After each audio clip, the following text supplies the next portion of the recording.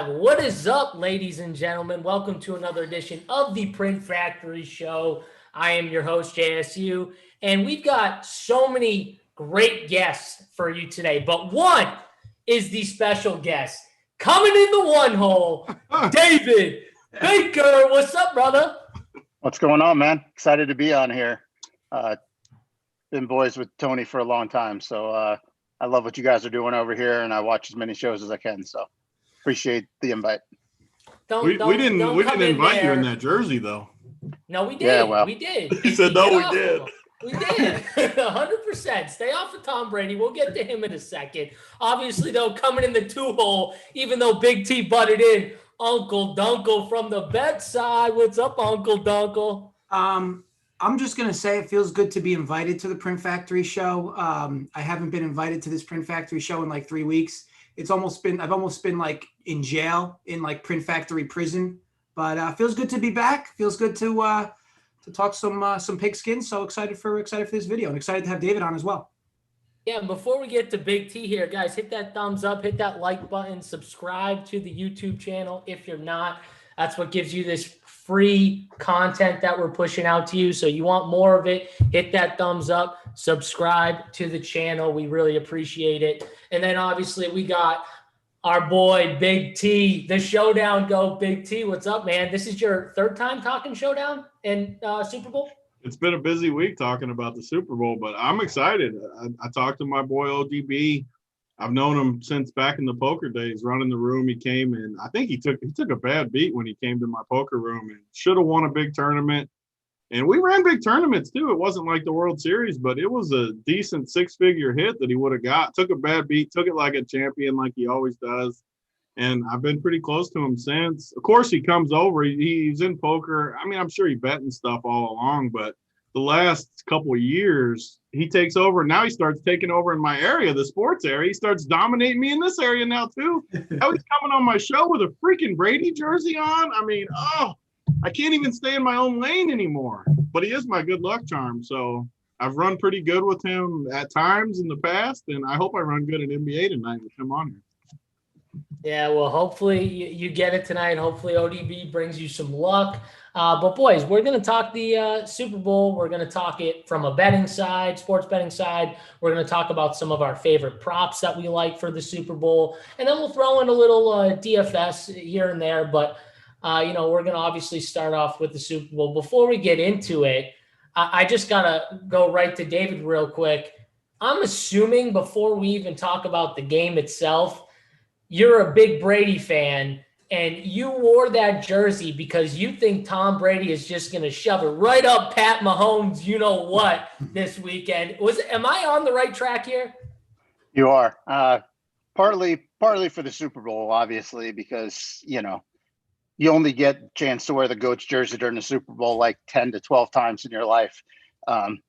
So, I pulled it out the closet. I hadn't been worn in 2 years. It was a long wait to get back to the Super Bowl, but we're here, and chance to rub it in my boy Big T's face, who constantly calls him Noodle Arm on the big Twitter. So, but I think you can tell I got a small lean this side, most likely, but we'll get to that. Yeah, we'll get right to it. Big T, any rebuttal real quick after that? I mean, you do call him Noodle Arm a lot. Pretty much every show I do with you and we talk Tom Brady, you've called him Noodle Arm. Any rebuttal there real quick? No, I mean, I got to give him credit. Like, he is a smart dude, too. He picked the perfect situation. Like, he was dead there in New England. They had no talent. He somehow finds an area just fully stocked with talent. The dude throws like 19 interceptions last week, still gets the job done. Throws like a bunch of floaters. I mean, the dude has a horseshoe up his ass, but that's a different thing. He's already been 10 Super Bowls. This is 10, right? 10 Super Bowls? 10. I mean, I got to give it to him. I do give him credit. Like, he has looked good this year too, better than I thought he would. I'll give him credit. He picked the perfect spot and he's done the most with it. So I'll give him credit. Let me just say this. I'm good with it. Yeah, go for it. Let me just say this about Brady and quarterback and Noodle Arm and all that stuff. If quarterback was a skills competition, then the best be like Jeff George and people like that. Quarterback is not all about who can throw the ball the farthest who can throw it the fastest. Playing quarterback is more than just arm strength. Arm strength is obviously important. And if you have the best skill set and you can put it with the best brain, then, you can obviously be, the greatest of all time. But Brady is good enough in the skill department, but where he really gets to people is, obviously his accuracy is not as good today as it was years ago, but he puts his receivers in places to win and positions to win. I mean, you look at the receivers he's won Super Bowls with.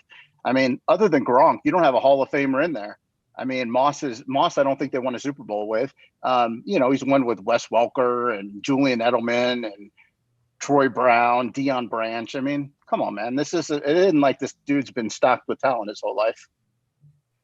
I've tried to use this scenario with Big T before. He does not budge. Dunkel, before we get to the actual game, do we need to go over the track record? Like the dude, he gets an interception on the one. I mean, I can go down the list a mile deep. I mean, the Mahomes game in the AFC title, he gets guys lining up off sides before a game-ending interception. He just gets so many lucky plays along the way. Timeout. David Tyree, there's been plays that went the other way. We can't use that because there are always those plays. That's the funny thing, too. Yeah, I mean, he got unlucky in those Giants games, too, a little bit. So, yeah, Eagles game, too.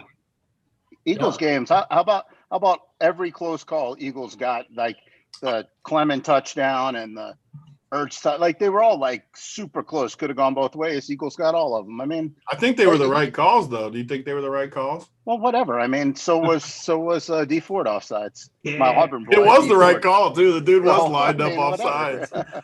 We got West Coast Gem in the chat. He said the Tuck rule terrible. Yeah, listen.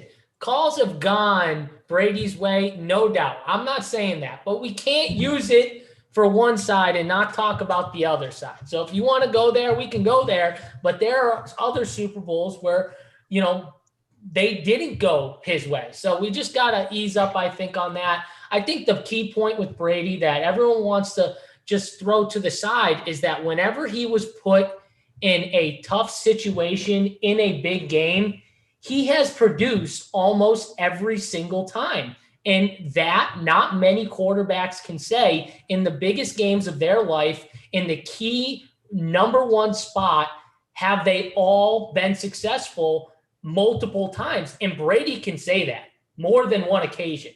Definitely wasn't just luck. So that's where I go with Tom Brady. We can keep this conversation going as we talk about the game itself. Obviously, we got the Kansas City Chiefs and the Tampa Bay Buccaneers in the Super Bowl. -3 is the line. 56 is the total right now as they have it on the DK Sportsbook is what I'm looking at. Dunkel, let's start off with you here. First off, do you have a lean for the winner? Do you like the spread? Do you like the money line? Who do you got here? So full game, I actually, believe it or not, have 0 bets on the full game. I do really like Kansas City in the first half, though. So laid the 2.5, got it -110, FanDuel here in Jersey. For a few different reasons. I mean, this team, when they actually care about a game, they're like just a nut first half team. Now, I get it. Tampa's come out pretty good in these games, specifically in the postseason. But I do question Brady's success. And look, I'm a Brady homer. I mean, JSU, Tony, you know this. Brady's got 3 legs, probably has an extra leg and a half more than Mahomes. But even still, the Chiefs' pass defense is severely underrated. I mean, they practically crippled the Bills' pass attack. Now, I know that you look at Josh Allen's numbers, and he had, pretty good numbers, right? I think he ended with like 287 through the air, but a lot of it was like garbage time. In big critical downs, Josh Allen struggled. Now, the other thing with Brady is he tends to start slow in Super Bowls, and I'm just a little concerned that he kind of takes that mentality into this Super Bowl. The whole you can't win the game in the first quarter, but you certainly could lose the game in the first quarter. Doesn't make a whole lot of mistakes early, but doesn't take a lot of chances early. And I know this offense is different with Tampa Bay, a lot more downfield throwing, a lot more, play action, open that up. And, for some reason, they continue to like Leonard Fournette out of the backfield catching passes. I don't know how many balls that guy has to drop for them to just, remove him on passing downs. But needless to say, the Chiefs have been a team that comes out very good early in games, especially, like I said, especially when they matter. I know when you look up and down their schedule, this has been a team that's been terrible against the spread. But again, 2 playoff games, 2-0 first half with almost like undoubtedly covering in the first half. I know Tampa's been good, but I do question how good Tampa's defense has been early in games. And I think the Chiefs get points on the board early, and I'm not saying much. I mean like a decent amount of points early. Put Tampa in a little bit of a hole. Either way, like the 2.5 in the first half of the game. All right, David, what do you think about Chiefs Buccaneers? Do you have a lean on the game? Yeah, I mean, I lean the Bucks. I liked a lot of what you just said there. Brady does traditionally start out slow in Super Bowls, first of all, but secondly, the reason why I like the Bucks is just the line advantages on both sides of the ball. I really do. I do like Leonard Fournette in this game. He's actually probably my favorite guy to target as far as props go. I think that the offensive line, I mean, the Chiefs passing defense is severely underrated, like you said. They really did stop the Bills, which I didn't think was going to happen. I did think they would score on the Bills, but I didn't think that they would stop Josh Allen. And the Bills just can't run the ball. But the Bucs offensive line is pretty darn good. And I think that's the place where you really want to attack Kansas City. So I kind of like the first half call you just made with Kansas City, because I think Tampa's really going to be able to wear them down a little bit with the run. I think that they're going to try to establish the run and try to limit the possessions that Mahomes gets. And then on the flip side, I think you're really, as that defensive line just wears on that battered, hurt, abused Chiefs offensive line, I think there might be some opportunities later to be able to get some nice defensive plays. Also, Andy Reid is a much better coach than Arians, and he scripts those first 15 plays coming off a bye. Like I do like a lot of what you said about the KC early, but I'm going with Tampa to squeak it out at the end. I don't have a ton of conviction on it, but I do like the physicalness of the Bucs more than the Chiefs. Yeah, I like it. I think, from what I know from my next guest that I'm about to ask this question to, I know for a fact he is not going to take Brady here. There's just no way. It's not even a question to me of, Tony, who are you leaning? Because I know which way you lean, but tell me why you like the Chiefs more over the Bucs. I mean, so the funny thing is, I've said it all week on all these shows. I definitely think Tampa Bay's the sharp side of the game. Kansas City looks like the better team to me. They have the 3 best players in the game, maybe the 4 best if you count Jones or whatever his name is on the D line. But man, the line just looks super sharp towards Tampa. And I agree with ODB. They have a big edge on the line, both sides of the line, which if you bet on the lines more so than you don't, you're going to win a lot more games than you lose.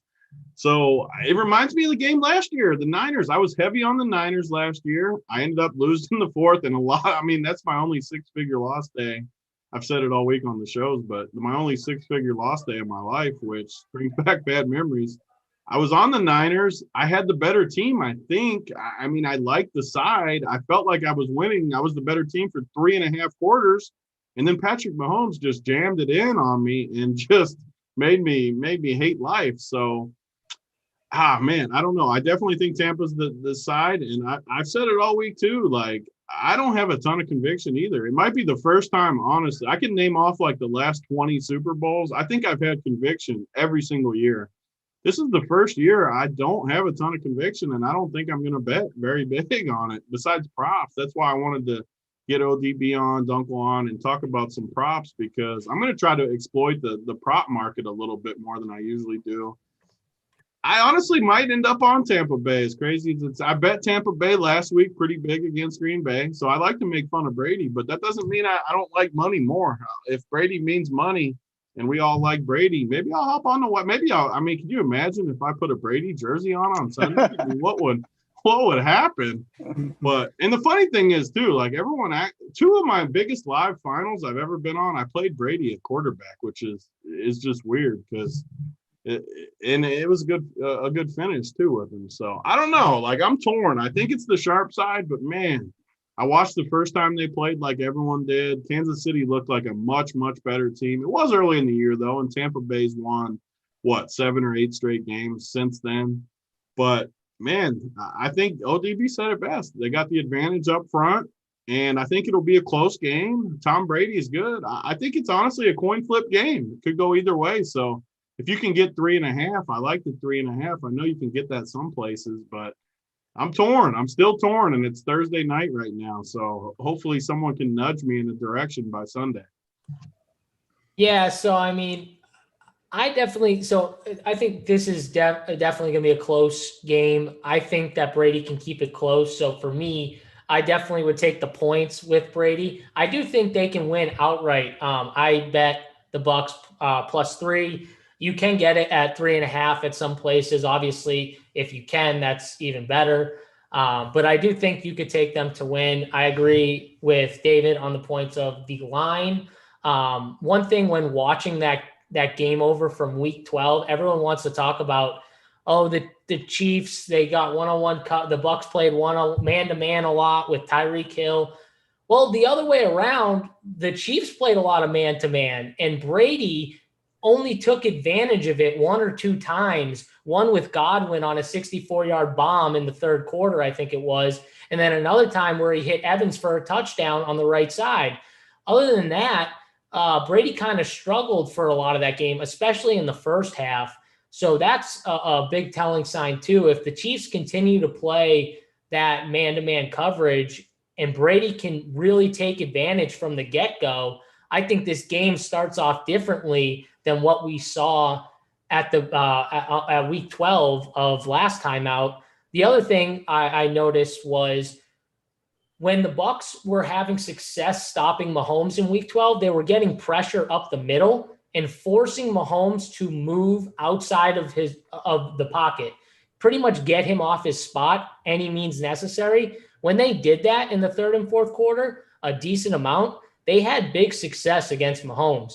So that's another key, is they can get pressure, especially up the middle. And if you can get some pressure on him up the middle and force him to move off his spot, make it just a little tougher, that's huge. And I think the Bucks can definitely do that. So I do lean the Bucks here. Like I said, I took them +3, and I think I'm gonna probably take a little bit money line too. I'm probably gonna make that bet tomorrow, just because I do think they have a good chance to win. And I never count out Brady. I said it before. I hate betting against Brady. I hate betting against Mahomes too. Yeah. They're definitely two of the most painful quarterbacks to bet against. But I just, if I'm going to bet against one, I'm taking Brady. I'm going to bet against Mahomes, and we'll see how it goes. But anything else, guys, about the game? Anything? Total. Dunkel, do you have a lean on the total, over or under? 56 right now I'm seeing on the sports books. Do you have a lean there? Yeah. So the interesting thing with the total for me is that these are two, nut over teams in the first half. Tampa Bay been piling on points in the first half, especially towards the end of the year and even in the playoffs. And Kansas City, we know what we get with their offense early in games. I mean, they rolled up about 3 touchdowns against Cleveland. Did basically the same thing versus Buffalo. So, for me, if you're going to bet this over, I feel like you should just bet the first half over, or wait and then bet the second half under, like live. Because I know that in most cases, people, like in your last 5 or 6 Super Bowls, 5 out of the last 6, I believe, had more second half points than first half points. But again, if you look at how these two teams have performed in the first half of football games, especially in postseason, a lot of their heavier offense has been in the first half. And you could make arguments that, either team with a lead in the second half will do their best to take the air out. I know a lot of people see Kansas City as this team that, has all these big plays and they move up and down the field. This team's had quite a lot of 6-7 minute drives in these 2 games, and even in the season. So, like, while they're not a team that runs the football very effectively, they have no issue with long sustained drives. So needless to say, I think if you want to bet the over, I personally prefer the first half over, but I actually have no bet total wise in the game. Yeah. David, what do you think? Is there any lean for you with this total? I wanted to like the over at first, but it doesn't really fit with the narrative of the game that I'm projecting. So I went back and thought about it a little more, and I have a slight lean towards the under, but not because I think that these defenses are going to stop them, but I trust Todd Bowles to make adjustments off that first game, and they did run a lot of man, and I think they'll run a lot of cover zone this time around, and just kind of play that bend don't break defense. I mean, everybody wants to, you know, anoint Mahomes as the greatest ever, and he's amazingly good, but it's not like his ADOT is that big. I mean, he throws so many screen passes and then those little 5-6 yard dumps to Kelsey. And I think if Tampa just wants to keep the ball in front of them, then they can do that. And like I said before, I really think Tampa is going to try to take the air out of the ball a little bit. I mean, I know it's not sexy to just say that Fournette and Jones are gonna run the ball, and you know, I think Gronk is gonna get loose on a couple of you know, play actions and down the middle. And I think that both teams are going to have success moving the ball, but I don't think it's necessarily going to be with chunk plays. So I would probably lean towards the under because of that, but nothing super strong. I mean, because obviously both these teams have weapons that they can break, you know, they can break a game open pretty quickly. Yeah, I mean, no doubt. If the Bucs are gonna have big success in this game, they need to be able to run the ball. Like I've been saying this forever. This is how you beat the Chiefs. Got to keep Mahomes on the sideline. You got to be able to run the football, and I think they can against this Chiefs defense. They just got to stay committed to it. They can't get away from it, and then pick their play action spots with guys like Mike Evans and Gronk down the seams and all that stuff for big plays. So I definitely think that's the way they need to win this game. Tony, what about you? Do you have a lean on the total? So it's a lot like the overall game for me. Like, I think the under is for sure the sharp side, and you're going to have to pucker your cheeks the whole time because it's not going to feel good betting an under with Mahomes and Brady shooting out. And I don't think you're ever going to feel safe, even if it's like 17-3 or 14-6 at halftime and you're like feeling pretty good. These Brady Mahomes games we've seen in the past where once they figure the defense out, they just don't get stopped. They just score. It happens with Brady every time. Once Brady figures out a D, you just know he's going to score. I'll never forget that AFC Championship game where Mahomes was incredible, Brady was incredible, and Brady just got the ball first in overtime. You knew there was no chance once they got the ball because they weren't going to stop Brady ever. And they weren't going to stop Mahomes ever either. So whoever got the ball first was going to win. Once these teams figure it out, I mean, it is going to be nervous, but I think the under is for sure the sharp side. And this game, actually, it has a lot of meaning in the overall scheme, even for Brady. Like, if he can beat Mahomes, I know everyone's going to call him the GOAT, and I agree. He deserves to be called that right now. But if he can beat Mahomes, that just, like, totally solidifies it. It gets him, number 7? And stops Mahomes from getting 2. All of a sudden, if Mahomes wins, he's already got 2, sitting on a total dynasty. It's a big game in the scheme of things overall for Brady. I know it is. Brady wants this game, and to prove he doesn't need Belichick.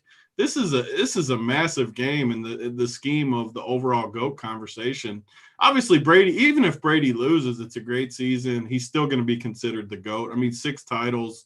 It is what it is, but it's still, don't think for any means that it doesn't mean a lot to both of these guys. If Mahomes can win, I mean, he's basically, what is this? This is only his 3rd year starting, right? And the only year he lost was the Brady game. So, I mean, he's well on his way to following Brady to all these titles and everything. I mean, everything is in place.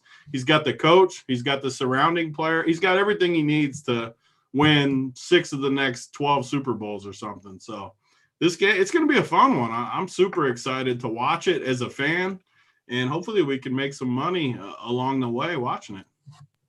Yeah, no doubt. You know, guys, we're going to move on to the player prop section. Before we do that, if you want more of Big T, myself, premium content, Uncle Dunkle on the bet side right now, we've got a ton of stuff going for the Super Bowl. That's premium content. First of all, Big T's collab with RG and, of course, Head Chopper. They did a show together breaking down the Super Bowl, breaking down Showdown for the Super Bowl. So if you want to check that out, you know, that's a premium video with us and RG that we did together. Also, Tony and Hoop did a game script show where they covered every angle of the Super Bowl and how that would pertain to building lineups. This is all covered under our premium content video. So if you want more of that, if you want more of Big T talking up the Super Bowl and Showdown specifically, use the promo code WORKBENCH21. It will get you 25% off your first month at RPS. So again, promo code WORKBENCH21 gets you 25% off your first payment. Check that out. Boys, let's move on to the player props. And what we'll do is, if you guys could just, first of all, give us, your favorite prop that you have on the board. We'll start with that. Just work down, like start with quarterbacks and then we'll give our favorites at the end. Like just work down the list. Like just start with quarterbacks. Well, let's do it. So let's start with the quarterbacks. Dunkel, you want to start us off here? Hold on, was muted. Problem solved. Yes, sure. Brady. So I don't really like, believe it or not, much with Mahomes in particular, overs or unders. I mean, I looked at a lot of his numbers that places are offering. However, I do like a Brady prop. So DraftKings is hanging a plus 120 on his completion percentage under 62.5%. I really like this. I think this is almost like 25 cents off. So first of all, Tom Brady has not completed better than 55% of his passes in any of the playoff games this year. Tom Brady was completing passes at a very high clip towards the tail end of the year when he was playing the Lions, the Falcons, the Vikings. Now I get it. This game is going to be warmer weather. He played 3 games in the cold, but I still can't excuse the fact that he has quite a few targets that have brick hands, and he still can't get on the same page as Gronkowski. I mean, if you look at Gronkowski and him, the targets and actual completions over the last, over the 3 playoff games, I mean, I think he's completing almost 12% of his passes thrown to Gronk. Chris Godwin has struggled catching the football. We know Leonard Fournette struggles catching the football. This Chiefs defense also, they have not given up this number, completion percentage, versus Baker Mayfield, who is very much so a dink and dunk quarterback, doesn't take a lot of chances downfield. And Josh Allen, both quarterbacks did not go over this number. Kansas City Chiefs also didn't give up this number too much this season at all. I believe they've only given up quarterbacks that have thrown over this number 4 total times. One of those times, though, was, yes, Tom Brady. But when he did it when they were down 14 late. He dinked and dunked his way in the fourth quarter to 75% completion percentage in the fourth quarter, which allowed him to slightly go over this number at about 64, 65%. Needless to say, I think that the only way he actually hits this, in my opinion, is a similar game script where Chiefs go up big and he can dink and dunk his way to Leonard Fournette, against prevent defenses in the fourth quarter or late, while Kansas City's conceding points to pad his completion percentage. But overall, this is a Kansas City defense, specifically against the pass, which is very tough. And as David mentioned, the recipe for success for this Tampa offense is going to be between the tackles. Establish the run, long drives, maybe take a few deep shots, which are low percentage throws. Overall, really like that number under. All right, David, what do you think? What do you think about Tom Brady specifically first, and then move to Pat Mahomes for their props? I don't really know. I don't really have a strong lean on these quarterback props. I will say one prop that I saw is Brady over a half a yard rushing. I know the Super Bowl is fun to do these little odd props. I think over a half a yard rushing, he's really good at coming up to the line with 2-3 yards to go and seeing that hole and going. So I think he does that a couple times, or at least once. And obviously the odds are they're not going to win the game. That they're an underdog, obviously. So you don't have that negative kneeling at the end. But I just think in general, I kind of like that. I do like on the Mahomes props, if you can find, I'd be willing to probably lay the juice on 2 touchdowns. I know it's 2.5 is kind of even juice, but I'm seeing 2 touchdowns at a little over 200. On Pinnacle, it's like 240. I think it's pretty safe that he gets 2. I mean, pretty hard to just end the game with 1 touchdown only, especially as bad as Kansas City is running the ball and as good as Tampa is, shutting it down. I do think that Kansas City comes out with a pretty pass-heavy script, so wouldn't surprise me if you wanted to go Mahomes over completions or over attempts or something like that, especially if the game goes to the script that I think where Tampa's going to play more of a cover zone and keep the ball in front of them. You're going to have a lot of those screens to Tyreek and Hardman and Williams out of the backfield, and the Kelsey on the 7-yarders, curls and stuff like that. Yeah, no doubt. One thing, I noticed from watching that first game was they pretty much used the short passing game as their running game for a lot of that game, especially in the first half the Chiefs did. In the second half, they actually added in a lot of edge rushes, more running to the edges as opposed to, teams trying to run up the gut against the Bucs, which never will work. It hasn't worked for pretty much any team all year. But again, running to the edges is where that's the one weak spot. If there is a real weak spot, it's there if you want to try and run against the Bucs. And they did it in the second half a little bit. Wasn't really successful, but they were getting more yardage than trying to run up the middle, every time, which didn't work at all. So that is one thing. They use their short passing game more as their run game, especially against the Bucs. That would make a lot of sense. Tony, what do you think about Tom Brady and Pat Mahomes, their props? Yeah, so one of the reasons I wanted to do this show is just so I can lock in all my bets too as we go and kind of just comb through it and just see what looks good, because I haven't taken a full gander. And the funny thing is, coming into the show, I wrote down one prop and on my paper right here, and somehow ODB right out of the gate, the first thing he says is my prop. Over a half rushing yard is plus 150 at these books. I know it's Brady. You don't think he's going to rush, but there's going to be one play where it's 4th and 1 or 3rd and 1, and he gets in there and just does his little thing for 2 yards, and we collect our plus 150. Like, that feels like a great bet to me. Sure, you can run into a scenario where it's never that situation, because he's not going to run, obviously, but you need a 3rd and 1 or 4th and 1 to get that.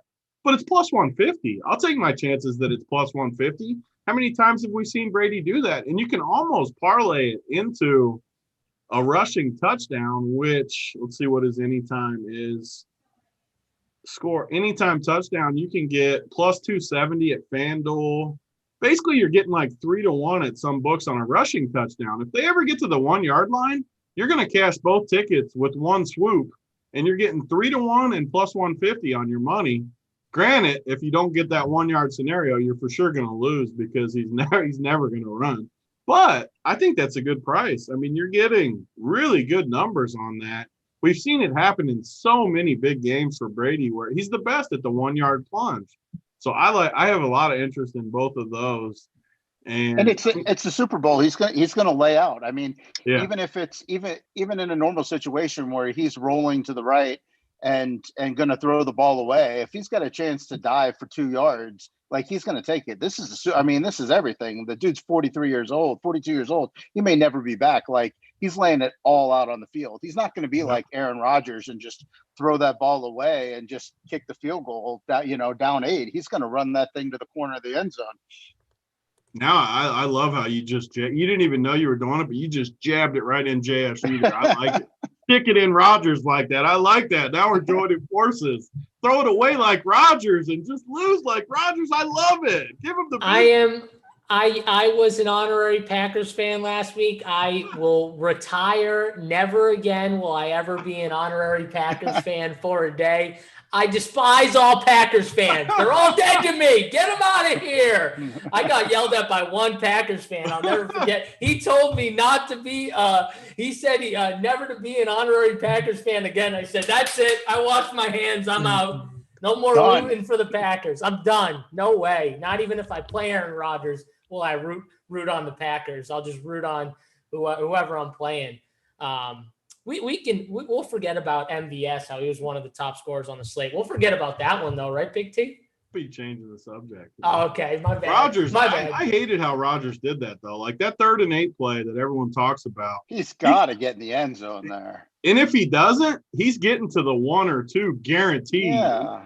You're talking about just the 3rd down play. How about the 2nd down play when he could have ran too? I don't get it. 3rd down, the whole right side is open. That's ridiculous. And then he got blames. Rodgers I in just the hated captain how he spot. blamed the coach. Like I even if he thought it was the coach, I always believe in my head, you take the blame yourself, and people will respect that more than just like throwing the coach under the bus. Like I hate that. Take the blame yourself. Always. Don't blame the coach for that, because he could have made that play. He could have tried. He could have dove the Elway play.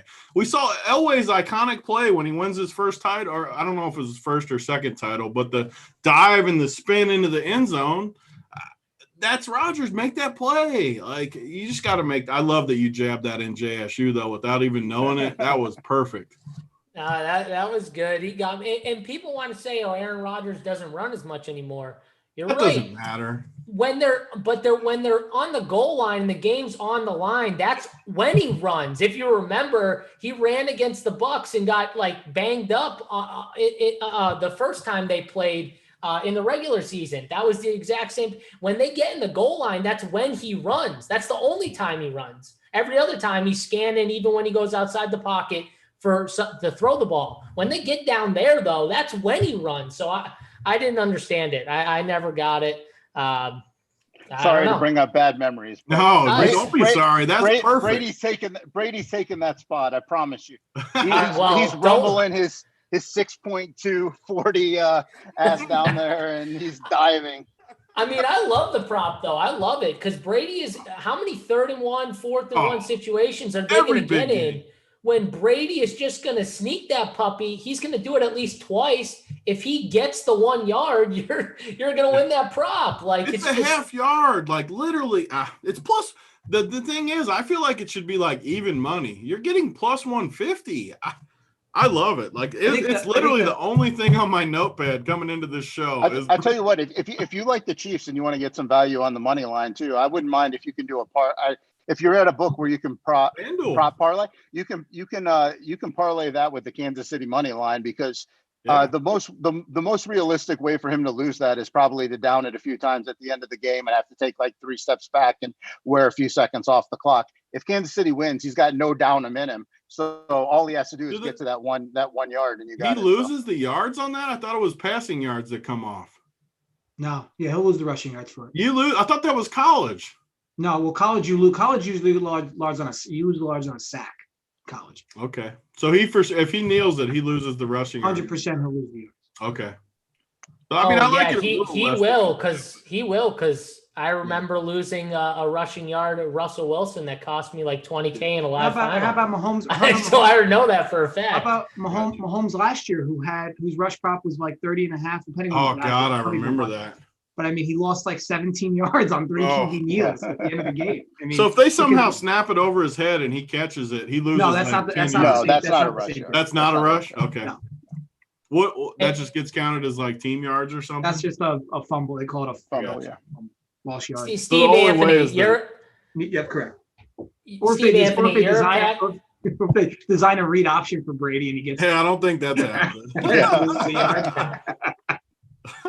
Steve Anthony, you're a Packers fan, so we're still friends, buddy. It's really the mean ones that were yelling at me because I was trying to root on your team that I really don't want anything to do with. If you're a Packers fan, we're still friends. Everyone else, see you later. Steve Anthony, by the way, we got to talk about this. We've done this show every Friday, usually during the season, and we do it at night always, so we don't get the same viewers we get during the day shows where we get tons of viewers.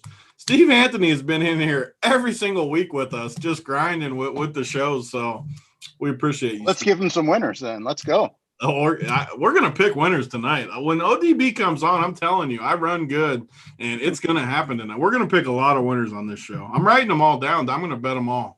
Well, I might even get on Tampa Bay because I'm feeling the mojo here with the boys. There we go. We're getting them. David, we're getting them to the finish line. I'm feeling the mojo. Look, here's the other thing to look at. Vegas isn't built on paying out, and every schmo going is betting Kansas City. I mean, I don't hear anybody on anybody on Tampa right now. And they can't move the line. I mean, how are they not moving this line? Everybody is on Kansas City. I'll tell you this, Dave. I know quite a few books are a bit liable on Tampa Bay futures. Like for them, Kansas City was like a godsend being in this game because they know they're going to get Kansas City money backwards.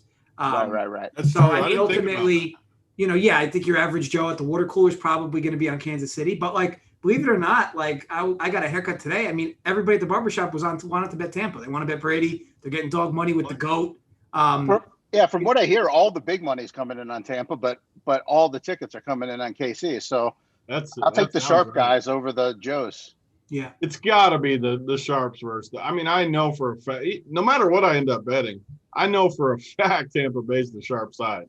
Tony, you've been saying it for a week now. I mean, I know it is. Like, I know it's the sharp side for a fact. Like, it is.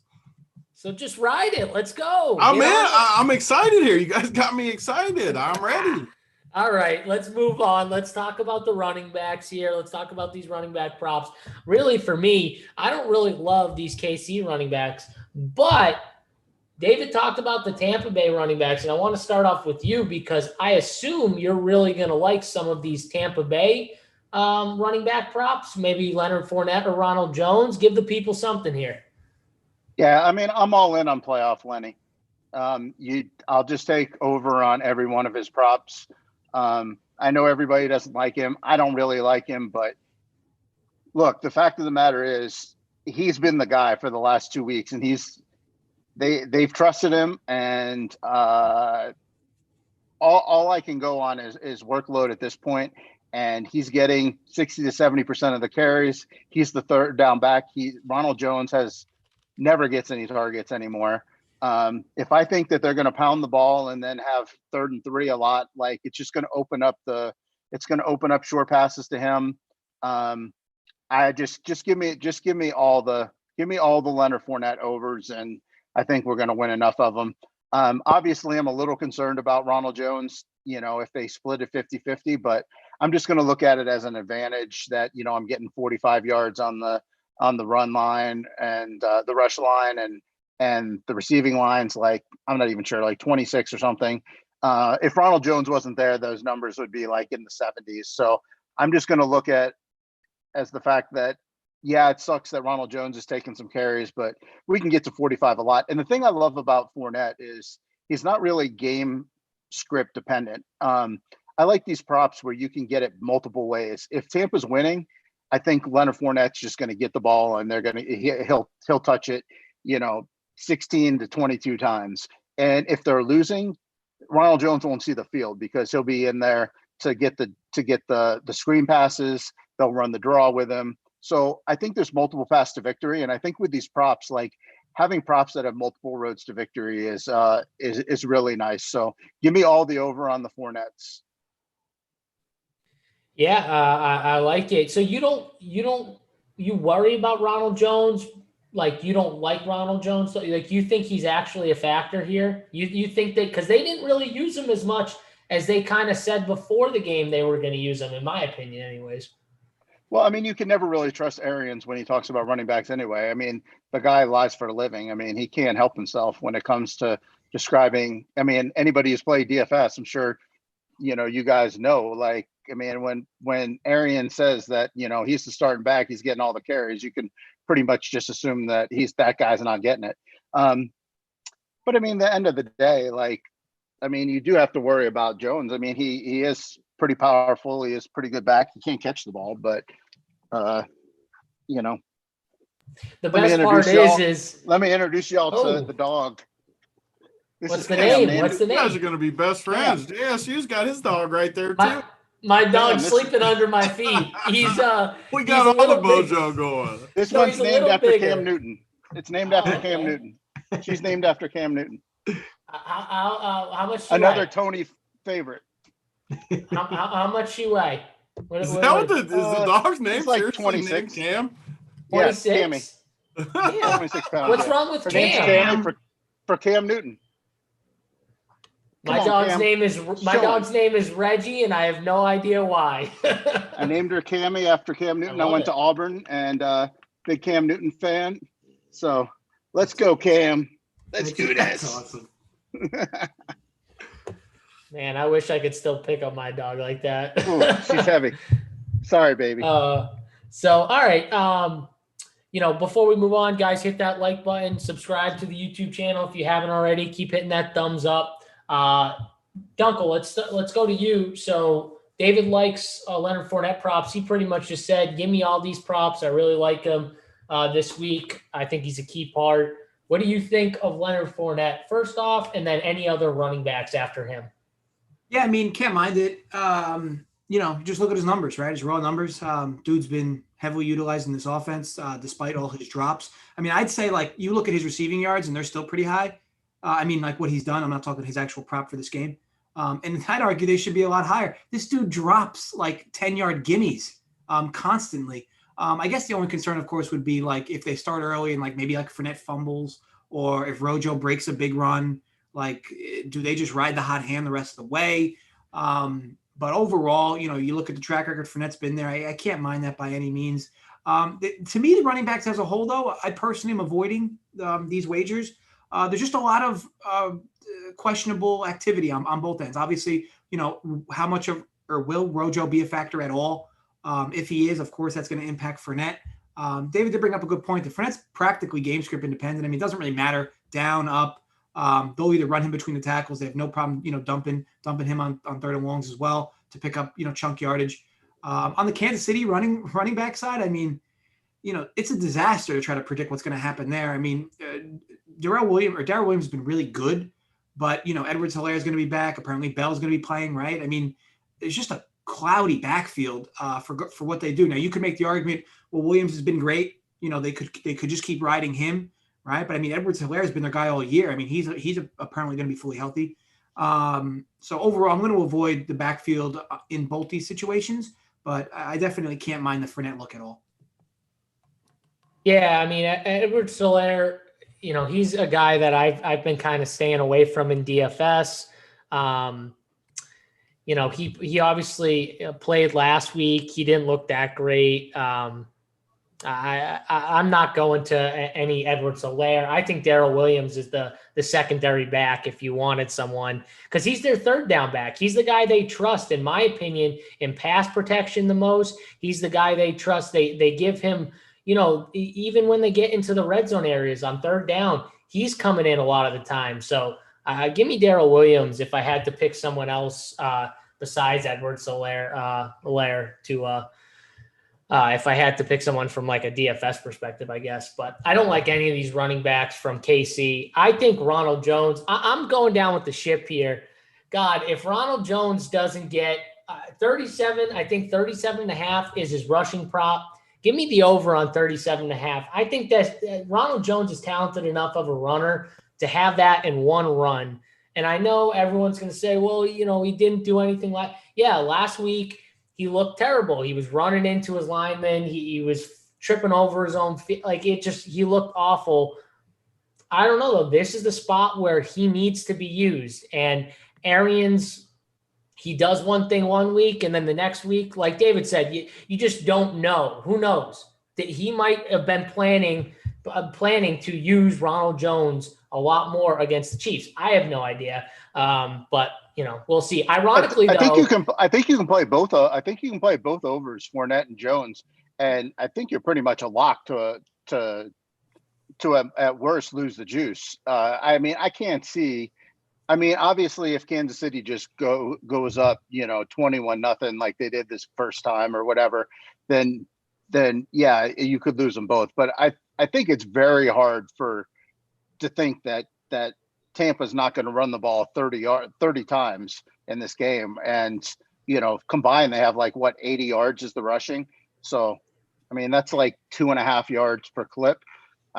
I think that's I think it's pretty strong. If you just want the rushing game, I think you can play both. I also really like over 1.5 receptions for Darrell Williams. I mean, he's the passing back. If they're going to throw the ball 40 times, hard to imagine that he's not going to get 3 or 4 targets, and they're all going to be pretty high percentage targets. So I think catching 2 balls is kind of a nice layup there. Yeah, I like it. Sorry I like the idea. No, that's good. We want the winners. Anytime you have a winner, you can interrupt me. We're fine with that. Big T, right? Anytime he's got the winners, he can't hold back. We don't want him holding back. We want him to give us the winners. So, Big T, what do you think of all these props here? We've got David who likes, Darrell Williams over 1.5 receptions. Leonard Fournette props. He really likes Leonard Fournette. I like Ronald Jones over 37.5 rushing yards. What about you? What do you see from this running back group? So it wouldn't be a Big T show if I didn't disagree with some stuff. I really feel confident about running backs. Like, running backs are where I feel very strongly in this game. I like all of the Uncle Lenny props under. I mean, I hated seeing that because we've had a good mojo going. I'm on Tampa now with you guys. I feel good. But, man, he's got so freaking lucky the last 2 weeks, catching balls, breaking tackles. I really think they try to beat him through the air. I think Kansas City gets a lead early. I think Brady and company throw the ball. I do like the Lenny passing numbers, like the over receptions, the over yards receiving. I like the rushing unders. Like, you can get under 48. I mean, 48.5 rushing. Like, I like the under a lot there. 11.5 rushing attempts. I like the under. Receiving, though, I like the over. So it's kind of weird with Lenny. Like, if Kansas City gets the lead, I think all his overs go over as far as receiving. But rushing, I like the under. And then I kind of agree with Ronald Jones, but, man, he looked so bad last week.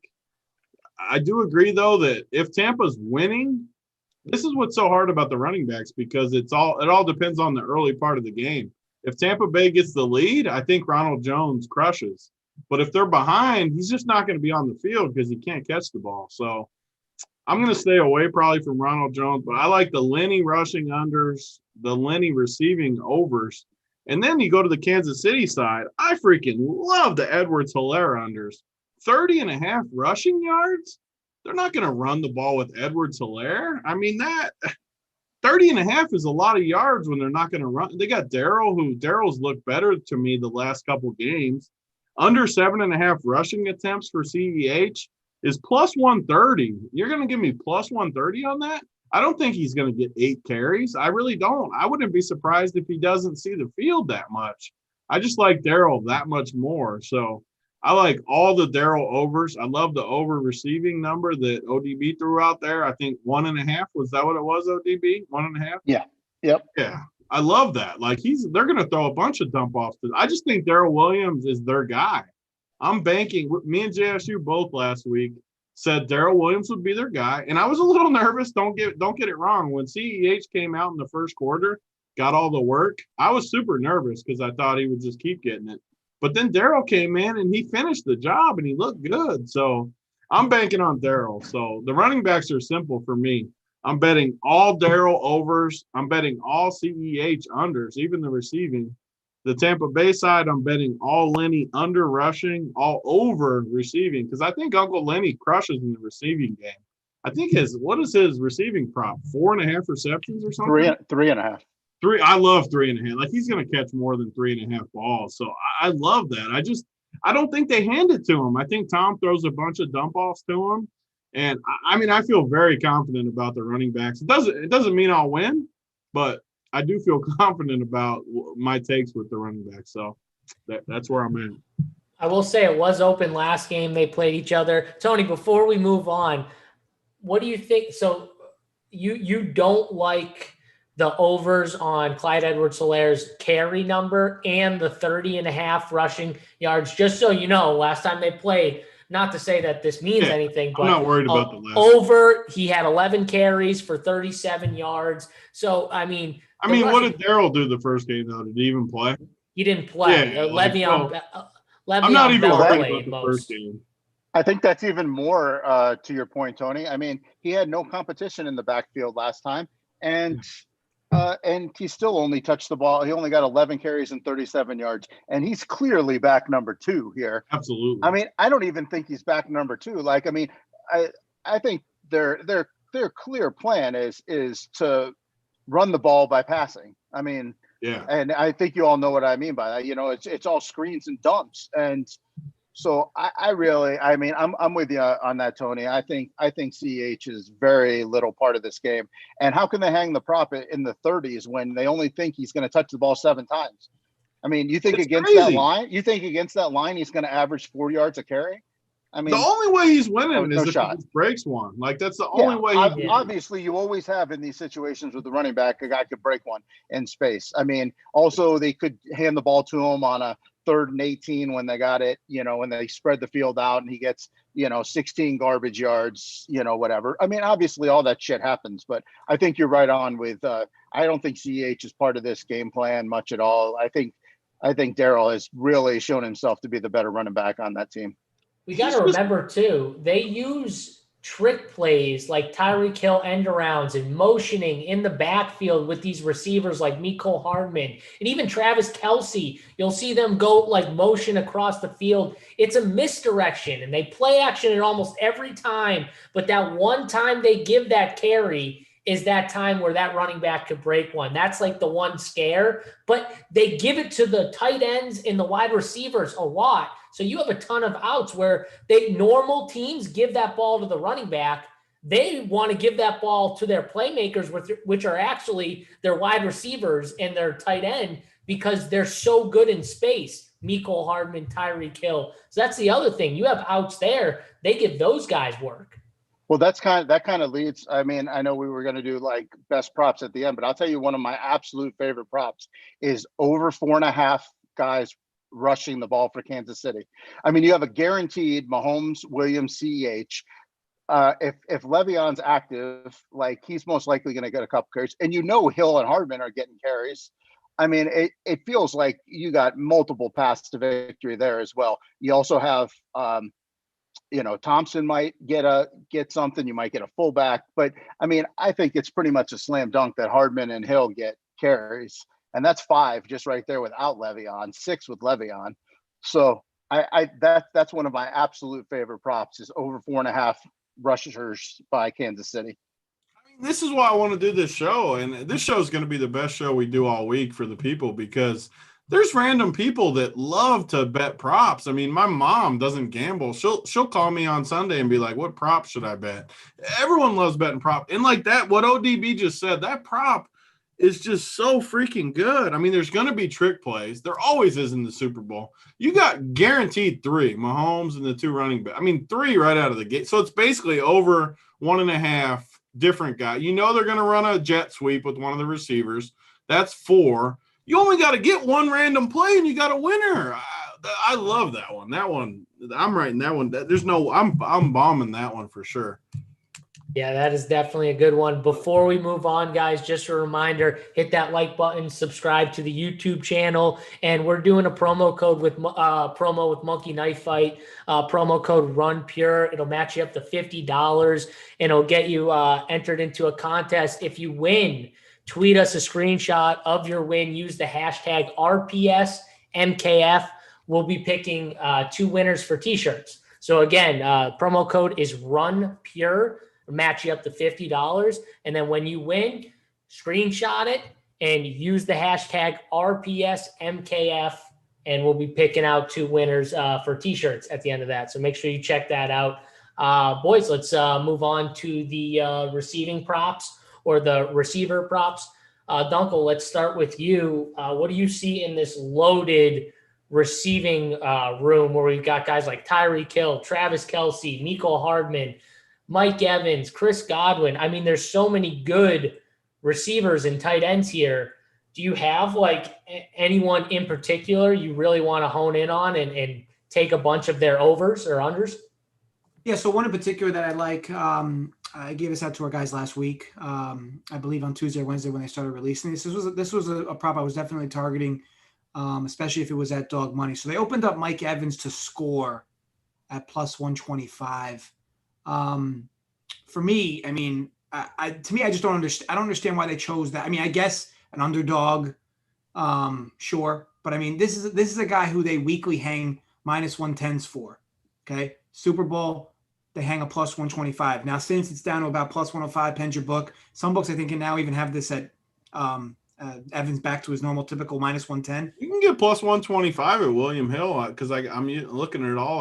Pinnacle too. It's 120. It's 126 on Pinnacle to score. Yeah, that's to me.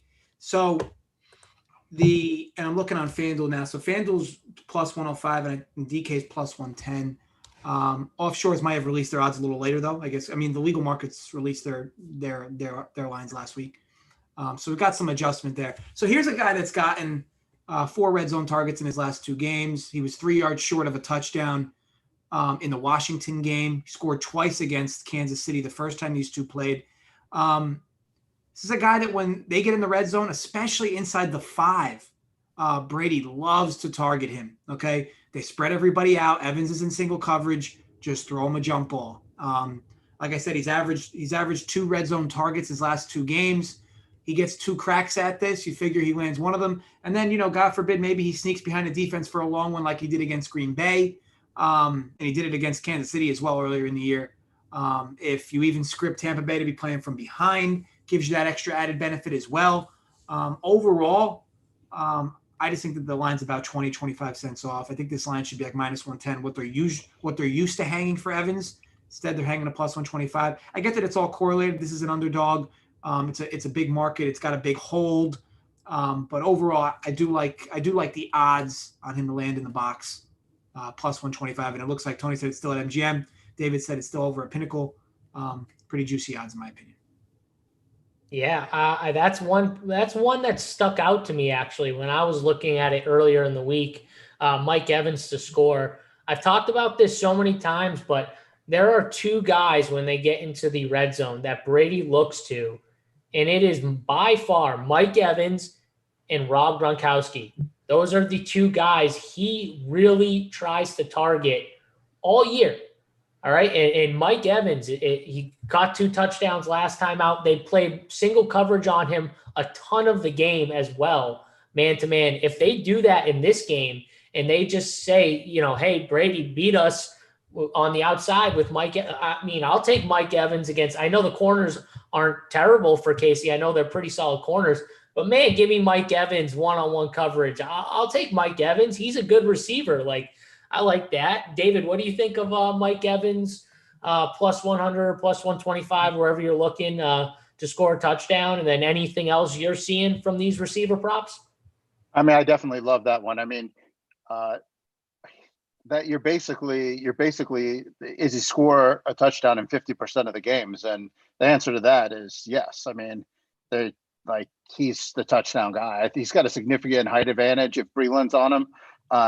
And like you say, I mean, he's the red zone target. Chris Godwin's got stone hands all of a sudden. So, I mean, I love Evans. I'm not sure about the yards. 65 yards is a lot, but I do kind of like over 4.5 receptions. I think he will be targeted some. I kind of like Gronk. I mean, I know that, we started the telecast talking about how Gronk has not been really that involved in the offense. But I think it's mainly just because they've needed him blocking. And with Kansas City having pretty good corners, I think that opens – I think that Brady's going to look a little bit more towards Gronk. I don't think they're going to use Gronk as much blocking, and they're going to send him out. The middle of the field is open, and it's a Super Bowl, man. I mean, he's going to look for his best friend. I think Gronk is gonna be underutilized in DFS because everybody's seen Brady been getting, but a lot of those numbers are deceptive. He's actually run more routes than Brady has. It just hasn't clicked for some reason in the last couple playoff games. But Gronk was a huge part of the game the first time they played too. He went for I think 6 and 100. So I would lean towards getting on some Gronk, and I did like the Evans one props as well. Yeah, Gronk went for 6, and I think it was 106. Not a touchdown, obviously, but he was a big factor in that game. And I'm 100% with you. I like the over 29.5 yards I'm seeing for Gronk. What did you say? 2.5 receptions was another prop for him as well. I'm with you. I like the overs. Brady's going to look to his best friend, especially in this game. I talked about it even when they were with the Patriots in that year when everyone thought like it was over and Gronk was dusty. And all of a sudden in the Super Bowl, Brady in the biggest moments were going to Gronk, and Gronk was making ridiculous plays, diving full out for that last catch at the end. Just so many good plays. And I think it happens again. I think he goes back to Gronk. Tony, Rob Gronkowski, he's redeeming himself for that goose egg he gave us 3 weeks ago. Get ready for it, buddy. It's coming. What do you think of Rob Gronkowski? So luckily, this is my 4th show of the week talking NFL, but I've been preaching all week that Braid is the play over Gronk just because of the pricing. This is more DFS though than betting because Gronk is $3K on DraftKings and Braid is like 4,500 or something. So everyone's going to play Gronk at DFS. Like his price is just so cheap that I think he'll be one of the him and Ronald Jones will be the two most popular lower price guys in DFS, which I don't like. But then you take it back to props, and I do agree. Like he's got as good of a chance as anybody to catch a touchdown, and you can catch plus 220, plus 225 to score an anytime touchdown for Gronk. You know Brady's going to target him in the end zone. I mean, they're boys that, by the way, I talk a lot of trash about Brady, but these videos him and Gronk post after they win, They're amazing. they're like my favorite thing ever in the history of trash talk. Like, I love it. I love stuff like that. Like, that makes me like Brady and Gronk even more because I love that. Like, there's nothing better than that. I hate fake. I never liked when, like, Belichick won't ever say anything. I want trash talk. Like, I want them to be like, yeah, I'm the best. I like that. That's just how I am.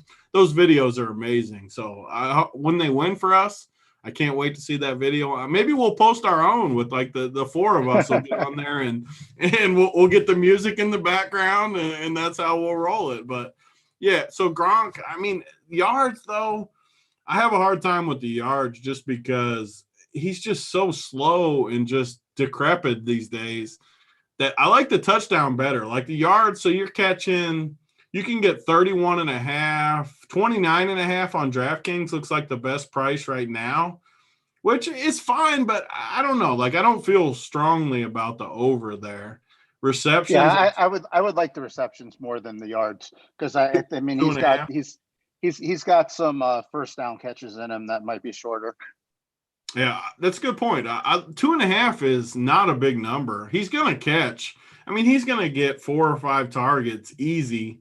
2.5 is the number, I think, at all the books from what I'm seeing. I like the over there and the touchdown. Like I said, the touchdown bets are some of my favorite ones because you just catch such a nice price that you only have to hit a few of them as you go through the list. I mean, you can even bet long shots with Gronk because there's tons of worlds where he catches 2 touchdowns. So to score 2 touchdowns at DraftKings, you can get 16-1, FanDuel 17-1. Like that's not out of the realm of possibilities. Like if you're betting a ton of props, I think you should be betting some of these. And Brady too, you can put both of them in there because Brady loves his tight ends. He always has. These guys have a decent chance. So if you bet Gronk just say you bet both of them. Say you bet Gronk and Brady anytime touchdowns. So you got Gronk at 250 and 1,700. Now, what's Brady's prices? Let me pull up Brady. Brady is 250 and 33-1 at, it looks like MGM to get 2 touchdowns. It's 24-1 at FanDuel, but you can get 33-1. I think that's MGM's logo. I can't tell what that is. I think it's MGM's logo, but 33-1 that Brady catches 2 touchdowns. Are you kidding me? That's definitely in the realm of possibility. There's no, he could easily catch 2 touchdowns. Brady loves targeting the Mike Evans and the tight ends are your touchdown targets. I think you bet them all. Bet Brady, Gronk, and Evans. Anytime touchdown, 2 touchdown, even 3 touchdown. 3 touchdown, you're catching on Brady. You can get 250-1. I know it sounds. All right, calm down, Big I mean, I know. Believe me, I know. Brady might I am having beverages. So I'm getting a little excited, but I mean, 250-1 though. You wouldn't book that for me right now if I said that. ODB. You want to book 250-1? I'm not booking that. No, yeah, you're not booking 250-1. I might catch more touchdown passes than Brady. Oh, stop. He might have an Irv Smith game, run fucking 9 routes and catch 2 balls for 2 yards. Exactly, though. I think that's what Gronk is going to do, honestly. Yeah, that's possible. Easy. And the dude in the chat says Big T in a Gronk jersey. The only jersey I have from New England is Gronk. So I might have a Gronk jersey on Sunday. That's a good call. I got a nice framed one as well by Mr. Rob Gronkowski. Signed and everything. I actually went to a Buffalo Buffalo a few years ago to go to a Buffalo Pats game, and I sat in Rob Gronkowski's family's box with his family. Are you buddies with him? That was pretty cool. No, a friend of mine is buddies with brothers, and he got us a couple tickets. We went up to Buffalo, and hung out with him, with the brothers, gambled at the casino, went up in the box, Buffalo. It's great. Fun. That's awesome. Yeah, it's cool. Tony, I'll take 3-1 Dunkel plus half a touchdown versus Cameron Brate. You just hate Brate? Why do you hate Brate? I'll take myself on that bet. I want to be clear. I want to know why you hate Brate. I don't hate him. He's banged up. I mean, he's banged up. What do you mean he's banged up? Yeah, a report he's came hurt. out today. He's A hurt. report came out today. He's banged up. How much validity is there? I don't know. Tony knows. Dunkel, he's fine. He's fine. He's fine. But 3-1 Brate. I feel better about either Gronk getting that look or Evans. So I think David, if you don't know, we've been doing these shows with Big T for 17, now 18 of the weeks of football. And the man loves his wine. And so he uses this show as an excuse to drink a bottle or two of wine. Nice. So if you start hearing egregious takes, now is about the time as we get we get an hour in. No, I'm getting them ready for the egregious takes that are about to happen. Let's not act like Big T needs to drink to have egregious takes. I mean, he tweets sober that Carson Wentz is a top 5 quarterback in the NFL. Put that jersey on, Tony. Where's your have jersey? one, or I would. I'd go get it on right now.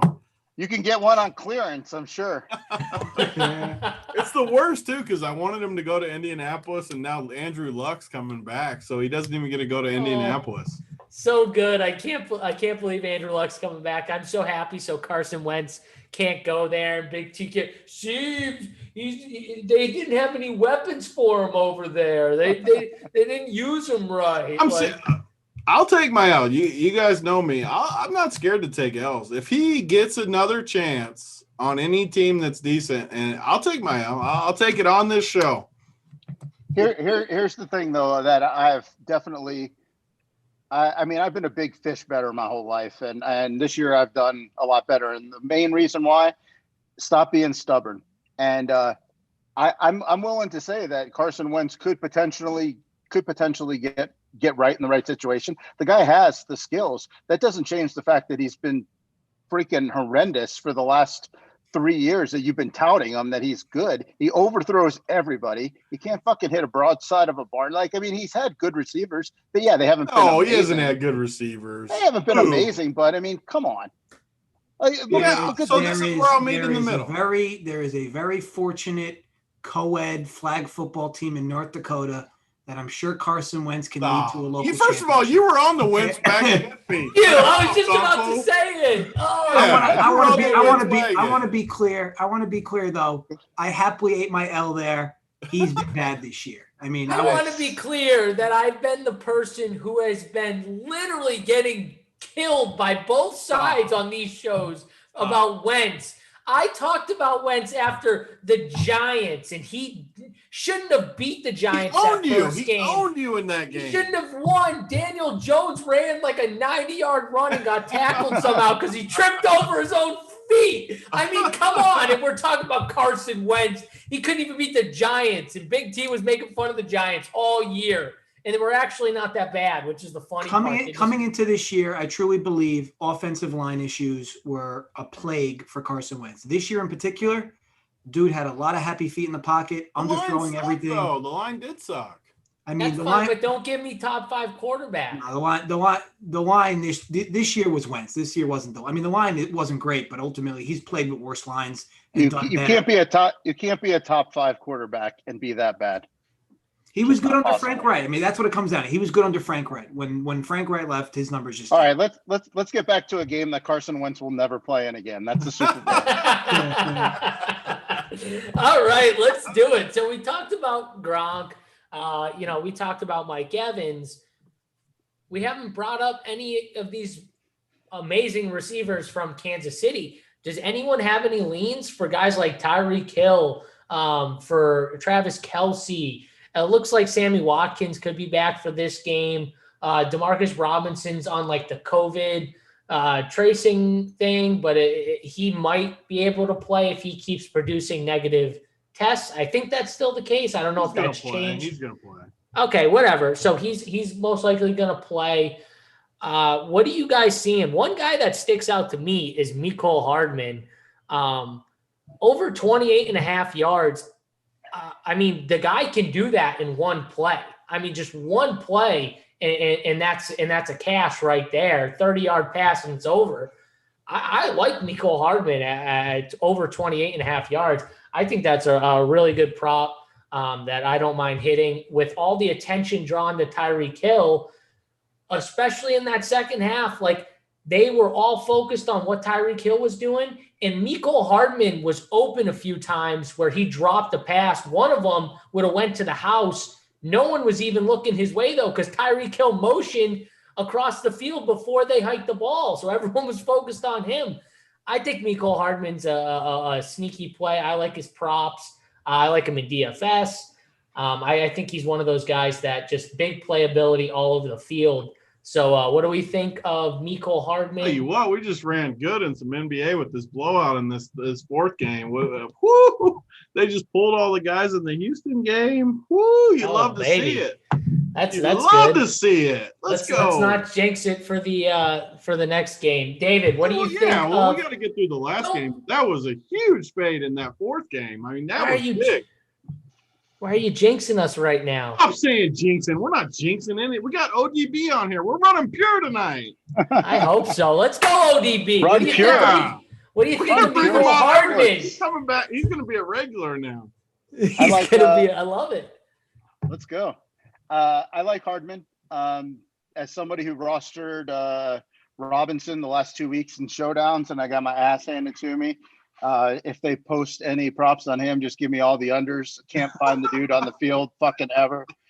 I mean, he's every week I watch him. He's not there. So I'm like, I'm not playing Robinson anymore. I look at the stats. He played like fucking 50 snaps. Like he's never on the field. I mean, he's always on the field, but he never does shit. So I'll take I'm just going to assume that if Watkins is back, that Hardman's going to take Robinson snaps. I feel like they even like Pringle more than Robinson. So I haven't seen the number on Robinson, but it'll probably be low. I still probably go under on him. I've been burned too many times. I kind of like the over 6.5 Tyreek Hill catches. I mean, just the fact of the matter is they're just going to find a way to get the ball in his hands. So, I mean, he might have 8 out of 0.7 and might catch 7 balls. I mean, I know he has that long pattern that they run towards the corner that they'll throw that a few times. So, I mean, obviously he's going to get a couple long looks, but I mean, even if they don't, like, they're going to find him on 4 or 5 screens. I mean, when it's 3rd and 3, that's what they're looking for. I mean, obviously him and Kelce. So, give me over 6.5 for Tyreek as well. Yeah, I like the Tyreek Hill call.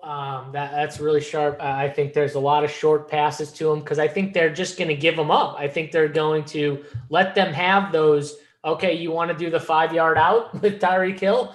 We'll give you that. We're not going to give you the long bomb. Now that crossing route, crosser route they do with Tyreek Hill, it is almost unguardable the way they run it because he's just fast. Even if you put a safety over the top, he can beat both the corner and the safety to the spot.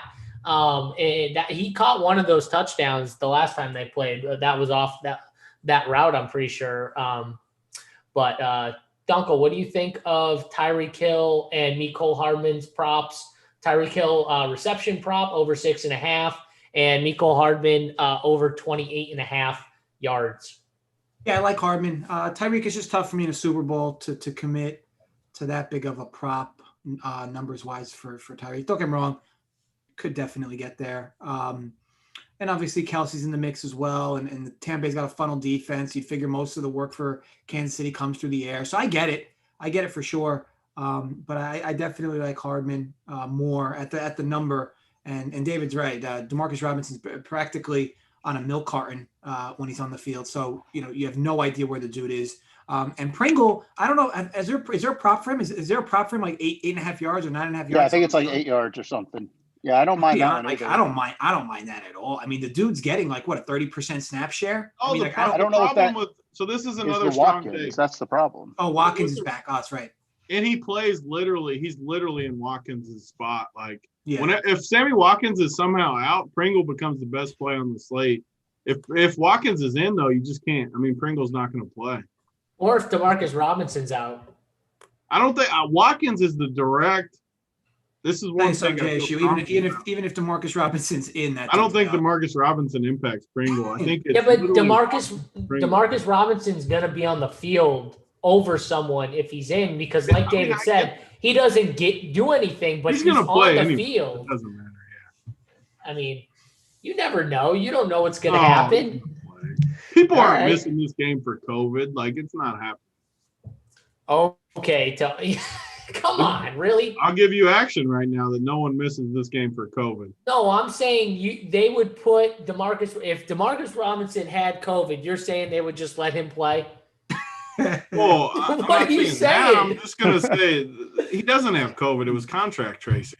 But what if he ends up having COVID? Like, what if they've already tested him? He's already tested negative. If Demarcus Robinson had COVID, you just like unleash the dude like a Trojan horse to the Tampa Bay Bucks, the Tampa Bay Bucks hotel.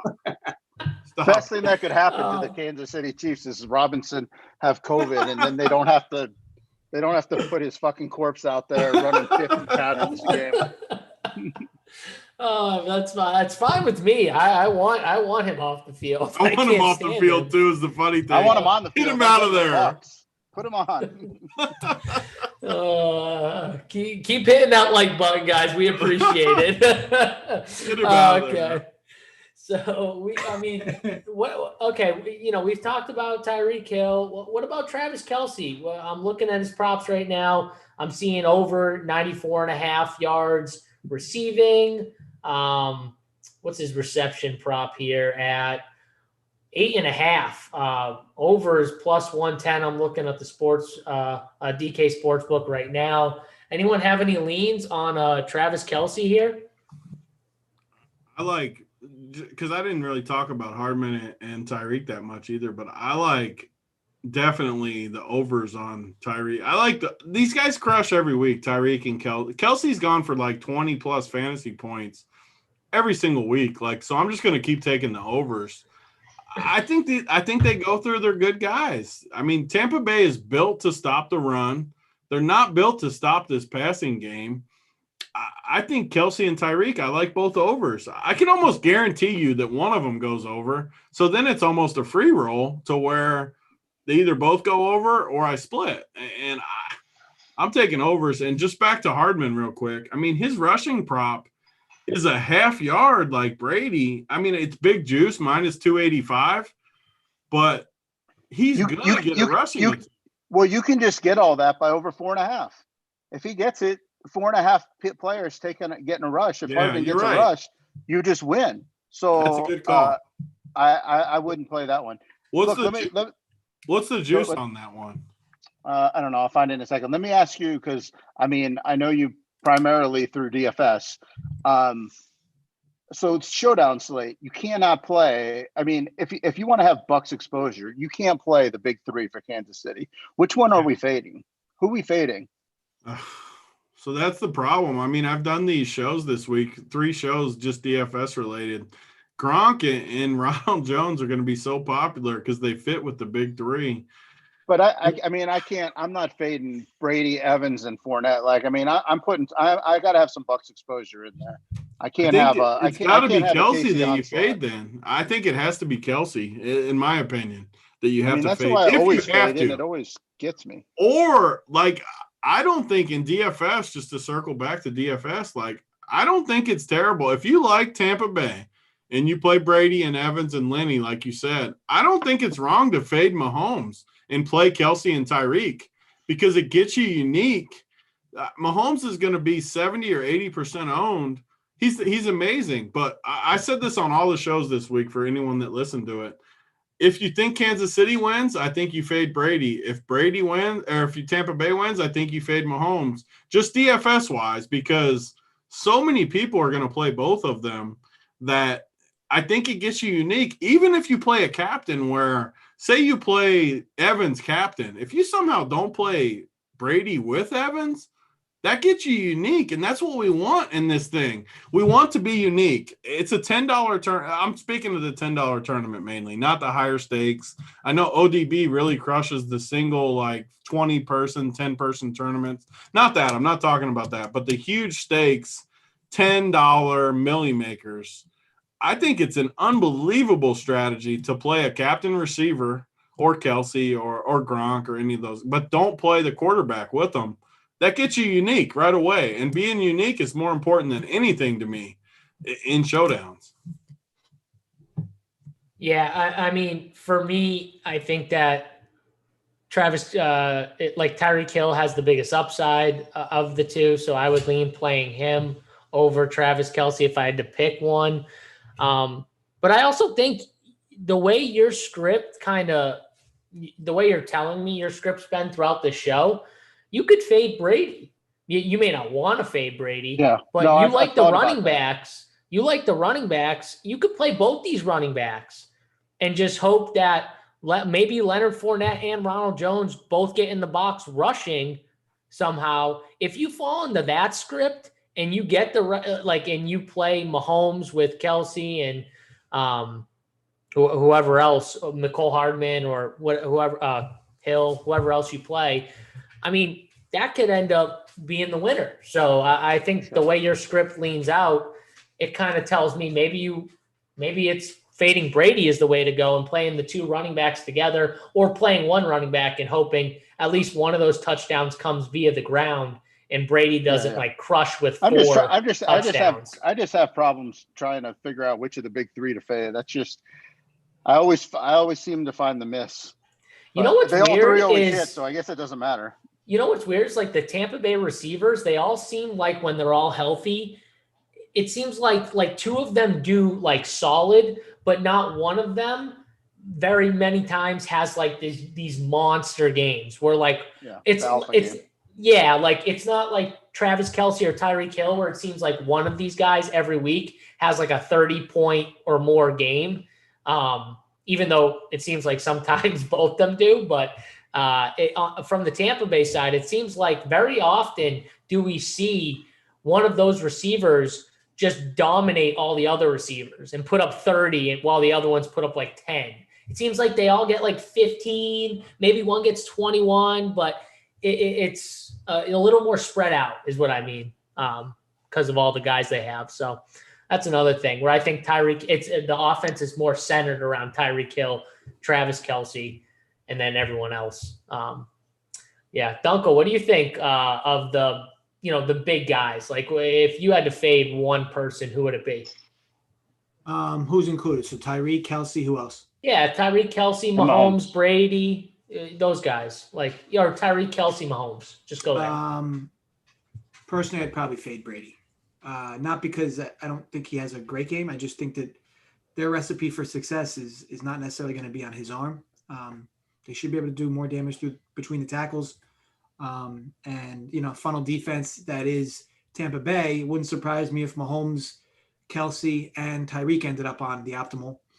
And, you're just trying to find plugins on Tampa to equal it out. Because ultimately, if we argue that this game shoots out like it intends, like it potentially could, do we really think Brady's going to go for like 450 yards and 4 touchdowns? I mean, I could definitely see Mahomes doing it, but like Tampa's offense is probably going to be more balanced, right? But that would be why I'd fade Brady. Yeah, no doubt. Guys, before we move on to our favorite prop in general for the slate, anything else, any other props you were looking at that we didn't get to? David, anything?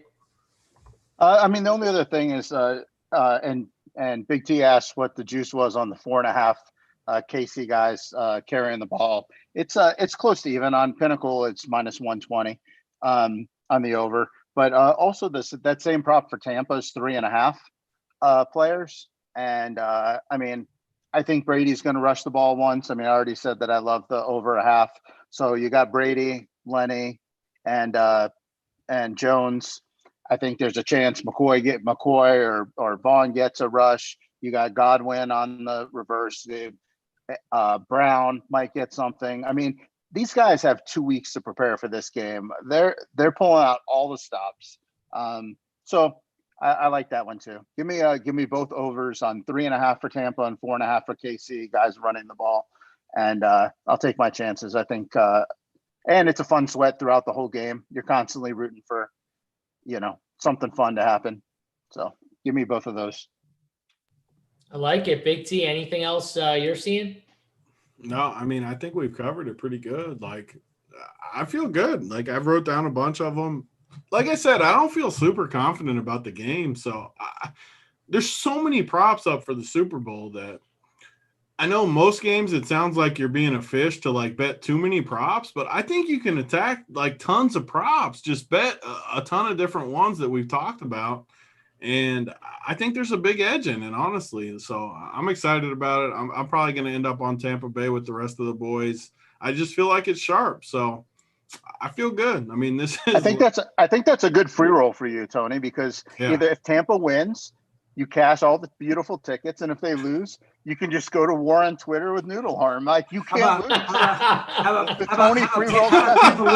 about Tampa losing and Brady throwing for 500? Oh man. That would be hurtful to Tony, because then he wouldn't be able to bitch about Tom Brady's arm, his noodle arm. Tampa loses a shootout like 52 to 56. My worst fear is betting on Tom and then them getting beat like 34-10 or something. Like that's definitely. I do agree with you guys. I do think if this is a legitimate one possession game late or close game late, tie game late, I definitely prefer the Bucs. I fear that, especially with how the first game played out. I mean, I know a lot of people look at that final score. If you watch that game, I mean, Tampa Bay was never even close to Kansas City. Like, correct. By the end of the game, yeah, they were, because Kansas City did what they did all year, which was let off their foot off the gas. But if Kansas City starts off smooth enough, I'm not saying they're never going to look back, but it's got to be an early response from Tampa. Well, what kind of prop can I get seriously on Kansas City? I'm sure there is. There's props for everything on this. Kansas City winning by falling right on the number. What kind of prop can you get Kansas City winning by 3? Like it's got to be a decent prop. It's probably going to be it's probably going to be like them to win between 3 and 6 points or something. Between 1 and 4, you can get plus 450 on penalty. Oh my, plus 450. That's between. I don't hate that hedge. Like you bet Tampa Bay money line and you bet that. I don't hate that really. I honestly don't. I think if Kansas City wins, it's going to be close. I could see them kicking a field goal to win it, or winning close at the plus 450, 1-4. 1-4, yeah. What's Tampa Bay 1-4? Tampa Bay 1-4 is not much different. 570. Oh man, this is pinnacle, but you can probably get higher odds elsewhere. I mean, they're pretty. So we can get basically 5-1 that the game falls, because we can probably bet the overall game, right? That falls 1-4, just overall. Yeah, I'm sure. I'm just scrolling through it now. But yeah, I'm sure there's. Because I think I can't see any way this game is a total blowout. Kansas City, the one thing for sure, Kansas City definitely isn't getting blown out. Tampa Bay, I mean, I guess maybe they could get blown out if they just. There's a fair number of scripts that have KC just blow this game out. I mean, if Brady throws an interception early, I mean, if KC scores, Tampa throws an interception early, one of those stupid Brady pick sixes. I mean, I love Brady, but I mean, every once in a while, he just fucking throws a ridiculous pick six. So, I mean, it's definitely can happen. They go up 14-0 and yeah, they came back last time, but I mean, let's be honest, week 12 of the NFL season and the Super Bowl is a completely different ball game. I mean, Kansas City's they're pulling out every trick play. It doesn't matter if it's 31-10. They're still running it. Like they put it in for this week. They're not stopping. So I mean, there's scripts where KC just blows them out. I will say though, that game was a tale of two halves. You guys want to talk about? Yeah, they weren't close. Yeah, maybe they sat on it, but the Bucs' strategy coming into the second half was much different than when they started the game. They changed up completely defensively what they were doing scheme-wise. Like, I don't understand how you can even say that. For a second, I thought you were going to say, JSU, Tampa Bay's strategy going in was start out down 17 up in the third quarter. No, I'm just saying. And then hey, Dunkel, that's good practice right there. I will say that if that's what he was going for, I will say it. But I'm telling you, though, if you watch that first quarter and then you didn't watch the rest of the game, you would have said, how many did the Chiefs win by? 30? 30? Like, literally, you would have thought they won by 35. And yeah, they took their foot off the gas. But the second half was completely different the way the Bucs played. I watched that game twice over. No one can tell me differently that their defense was not different in the second half. They weren't doing things to get Mahomes off his spot and to force him to be as uncomfortable as possible and just try and get him to make mistakes. In the end, if Mahomes wins it, he wins it. He's amazing. But you got to do everything you can to make him as uncomfortable as you can. And if he sits in that pocket and has all day, he is going to win. Like, you won't beat him. If Brady and him both have time and they just sit in the pocket, I'll bet Mahomes every single game of my life that Mahomes will win. The only way Brady and the Bucs win, though, is to get him off his spot. That's it. I mean, the game's going to be decided on what Mahomes does on these scrambles. I mean, because with Vea back, I mean, that line is deadly. That Tampa Bay defensive front four is awesome. And the KC offensive line is battered big time. So, I mean, to me, the game's going to get decided on when Mahomes gets away and eludes the first rush and the second rusher, and he's running around and waiting for, these speedy receivers to find a thing, and he sidearms it 30 yards down the field between two safeties if he threads the needle or not. I mean, that's really what the game is going to come down to me. I mean, these teams are both very, very good. They're both going to put up points, but, does Mahomes take some of these negative plays, or is Tampa able to get negative plays when they're able to get pressure on them? And, I mean, we say, Brady lucked out on these wins. He got unlucky on these losses. But at the end of the day, football is a lot of luck. I mean, there's a lot of variance in these things. And does Mahomes make the ridiculous Superman plays more often than he actually gets caught? And also, does the offensive line, how are they calling holding? I mean, I think this Kansas City offensive line is pretty beaten up, and they're going to have a tough time holding back the pressure. And are these officials going to, let them hold, or are they going to, get the flags out? I mean, there's a lot of things that we just don't know, like how they're going to play out. But I feel very confident that the defensive line is going to put a lot of pressure on the KC offensive line, and we just don't know those situations, and that's what makes it fun. I mean, with all these props too, I mean, everybody out there, like, have fun with it. But at the end of it, this is a Super Bowl, man. I mean, put a lot of bets out there. They don't have to be for a lot of money, and just have shit to sweat the whole game. Find props that are fun to sweat. Like, you don't need to do like stuff that's just not fun. Like, find fun stuff out there. That's the great thing about the Super Bowl. You can have plenty of other games to find like mismatches and great, spots and all that. Find some fun props that you think you have like a small edge, and just enjoy the Super Bowl, man. Yeah. Love it. I love it, guys. Let's go out with this. So let's give everyone your favorite. If you could only bet one prop, you got to pick one prop. It's your favorite prop. You got to give out to the people. Let's give it out for everyone. Dunkel, we'll start off with you. What's your number one prop if you can only give one? So absolute mortal lock. Will there be a streaker on the field? Yes. Some books offer this prop. It's a surefire winner for me. I got a buddy that's going to the game. When the time is right and the cameras are flashing, he's gonna earn us some money. No, but seriously, my favorite look. I know that a lot of people might not be able to get it. I know I mentioned it on the show. I know it's dog money. I know it's not a super sexy pick. I just have it the most favorable out of all the props I've seen. It's Brady's completion percentage under. I know it's 62.5, plus 120. And again, it's not that I truly love the fact that he goes under. It's just a line I have like 30 cents off. So very content to play that, especially if your book offers. I know they're offering it at DraftKings here in Jersey. You could play him under his attempts or under his completions, probably under his completions. The problem is that if he has a game where he throws like 65 times, both will hit anyway, but he'll win the completion percentage prop. Either way, that's my favorite look. Plus 120, under 62.5% completion percentage, Tom Brady. The dude in the chat said, will the streaker have a mask on? Plus 9,000. Oh, God.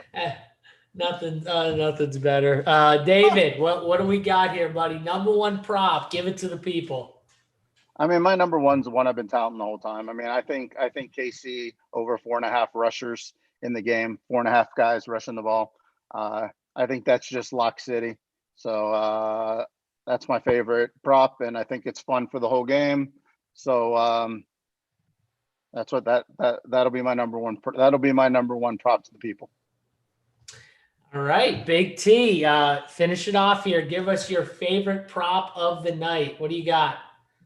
So my favorite, I mean, I like a lot of them. Like, I'm going to bet a lot of props for sure because, I mean, I thought we brought up a lot of good stuff, and honestly, I got a bunch that I like after that. If I had to pick one prop only, though, I think I'd go with the Brady over a half rushing yard. I really do think I like that because sometimes, I mean, he gets that rushing number where he'll just run for like 5 up the middle just on that sneak. I like it. I mean, it's plus 150. It's a good price. I like the Evans anytime touchdown, too, that Dunkel threw out there, plus 125 we were able to get. Those are my 2 favorite ones. But honestly, I think, like ODB said, you should bet a bunch of them. Have some fun with it. Don't bet out of your means. I mean, don't go crazy and bet just millions of different things you shouldn't bet. But have fun with it. If you want to bet 500 on the game, bet a bunch of props for $20 or something and have fun with it. It gives you stuff to root on. That's what it should be about anyways. I mean, all this stuff should be about fun. There's only 1% of the people that do it for a living like we do. Have fun with it. Have fun with the Showdown slate. Have fun with everything going on with it. I'm going to enjoy it. I mean, it should be a fun game. I'm probably not going to bet as big on the game as I usually do.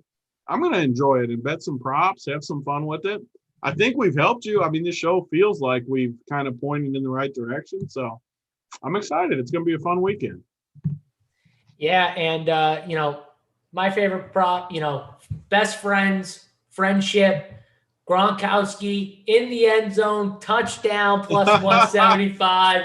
Best friends. They are best friends, and that's going to happen. Tom Brady to Rob Gronkowski for the touchdown in the win. Guys, if you want more of these videos, premium content we've got rolling out at Run Pure Sports, make sure you get over, use the promo code WORKBENCH21. It'll get you 25% off your first payment. You'll get to see more of Big T's mug on all these shows, the Game Script show with Hoop and Big T, where they cover all the angles of how the games could end up going and how that would affect lineup building. And plus the show he did with RG's Head Chopper, where they break down their, traditional Showdown show that they've been doing for a few years now, and they break down the Super Bowl together. So make sure you check all of that out. Our core plays playbook will be posted probably by tomorrow or Saturday night for sure. So also that'll be out there as well. Before we get out of here, David, just want to thank you for coming on. You are welcome anytime you want to come on, my man. Too. Like, we're getting him on for sure. Well, thank God, because we need more of these good takes and some Brady takes, honestly, because God, I get pounded by Big T and his hate, sometimes. I mean, look, we got to take advantage of this. Brady only has like 5 or 6 more good years left in him. So. He's playing until he's 50, David. Are we rolling there? We got to get on the Brady takes while we still got him. Oh God, and the people love it too. Dunkel, as always, people can find you on the bet side. You got anything rolling out for the Super Bowl? Yeah, probably gonna have a live show. Just sweating it with the guys. But there'll be a UFC show. I believe there's a UFC card Saturday. So there'll be a UFC show. But also, like I said, we'll just be sweating the game live for the Super Bowl. I already have my picks up there. Probably have a few more by the time the game's said and done, or by the time the game's about to start.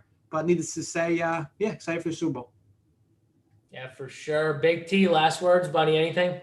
No, I mean, I'm happy that I've done 4 shows now, I think, or three or 4 shows.